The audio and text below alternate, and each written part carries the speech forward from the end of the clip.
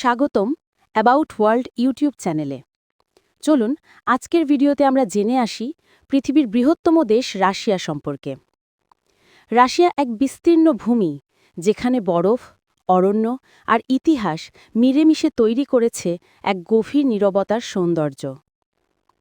রাশিয়ার নাম উচ্চারণ করলেই পৃথিবীর ওপর এক দীর্ঘ নিঃশ্বাস নেমে আসে, যেন ইতিহাস, প্রকৃতি আর মানুষের হৃদয়ের গভীরতম অনুভূতিগুলো হঠাৎ করে একসঙ্গে মিলিয়ে একটি দৃশ্য তৈরি করে।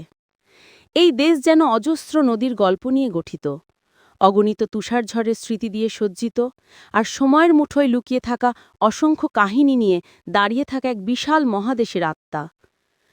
পৃথিবীর পূর্ব দিগন্তে যখন আলো খুব ধীরে ধীরে আকাশের নীলাভ রেশ ছুঁয়ে ওঠে, তখন রাশিয়া যেন সেই আলোকে ধারণ করে নিজের ভেতরে আর বলে ওঠে মানুষের সংগ্রাম আর সৌন্দর্যের এক অনন্ত উপাখ্যান। রাশিয়ার ইতিহাস আরম্ভ হয় সেই সময় যখন ভূমি আর মানুষের মাঝের সম্পর্কই ছিল সবচেয়ে প্রধান।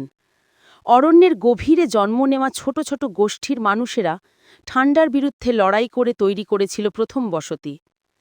কাঠের ঘর, আগুনের উষ্ণতা আর শিকারের ওপর নির্ভরতা সব মিলিয়ে তারা তৈরি করেছিল জীবনের প্রথম ভিত্তি।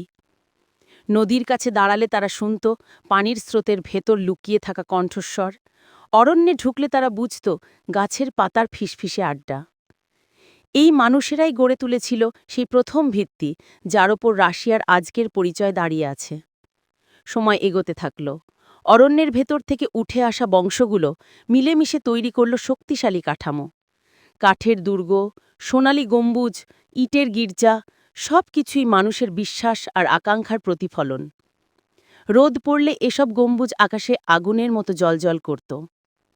যুদ্ধের ধুলো উড়ে গেছে, রাজনৈতিক অস্থিরতা ভেঙে দিয়েছে স্বপ্ন, তবুও মানুষের চোখের ভেতরের আলো কখনো নিভেনি। রাশিয়া প্রতিবারই আবার উঠে দাঁড়িয়েছে, যেন নিজের ইতিহাসের কাছে বারবার নতুনভাবে জন্ম নিচ্ছে। মানুষ হারিয়েছে ঘরবাড়ি, হারিয়েছে প্রিয়জন, শহর ধুলো হয়ে গেছে, তবুও রাশিয়ার মানুষ নতুন নগর গড়েছে, নতুন স্বপ্ন এঁকেছে। আধুনিক রাশিয়া এক বিস্ময়কর বৈপরীত্য।